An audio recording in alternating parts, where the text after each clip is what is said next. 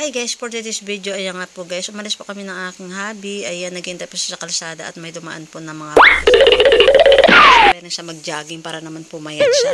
Akala ko po magja-jogging rin siya para naman mabawas-bawasan naman ang kanyang timbang, ayan guys.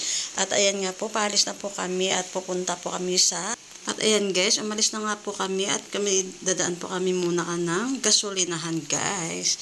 Ayan, napaka-traffic po masyado kahit nandiyan lang po sa may San Joaquin, matraffic po siya guys. Ayan, ay dadaan po kami ng gasolina at baka na naman maubusan na naman siya ng gasolina. At ayan, magpapagasolina po muna kami bago kami pumunta sa aming pupuntahan guys. Ayan, medyo marami pa pong sasakyan. Hindi na po mabilang yung ilang pong sasakyan na dumadaan. Tapos may dumadaan pong nagja-jogging. Kaya po dyan sa may malapit po sa munisipyo, marami po talaga nagja-jogging. Ayan. Ayan nga po, dadaan po muna kami ng gasolina at mamaya hindi naman niya mapansin na wala namang gasolina at maglakad na naman siya na wala na po palang laman ng gasolina ang kanyang motor. Ayan, nagparking po muna siya at ako'y pumunta po muna ng Watson para po may bibilin po guys.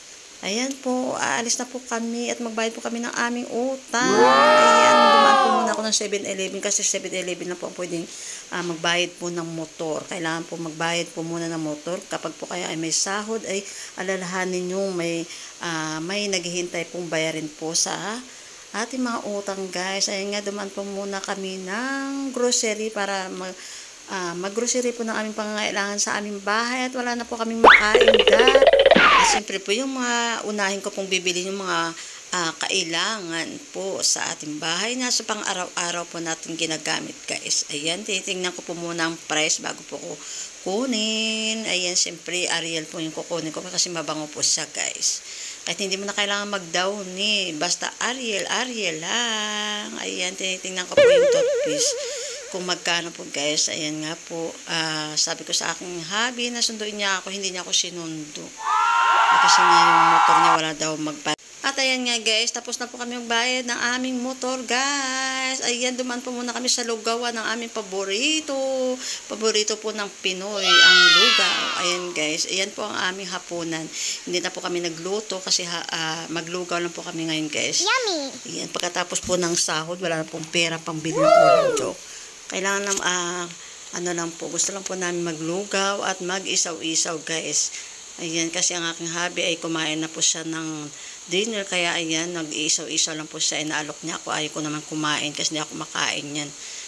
Ayan, tumawag naman po ako sa aking anak na maglaga po siya ng itlog para yung bibilhin ko lang pong lugaw ay 20 pesos lang po ang halaga. Ayan, 4 nga po ang binili ko para po sa aking anak po na bunso ay 2 daw po ang kanya. Ayan, nag-isa po ang aking panganay. Kasi yung isa pong anak ko na lalaki na sa Antipolo. Ayan. Yan na po ang aming dinner guys. Sapat na po. Mabubusog ka na po niya. Napakasarap po na lugaw. Ayan. Kain po tayo guys. Yan na po ang dinner namin. Ayan, mabubusog ka na po sa lugaw po. Ayan, sa halagang 20 pesos, makakain ka na po ng iyong dinner guys. Gabi naman po kahit okay lang, kahit lugaw lang po ang kakain mo guys. Wala po sang tatak, pero napakasarap po yan guys. Dito lang po yan sa Mandaluyong, sa malapit po sa Acacia Lane guys. Yan, kain po tayo. Thank you for watching. Bye!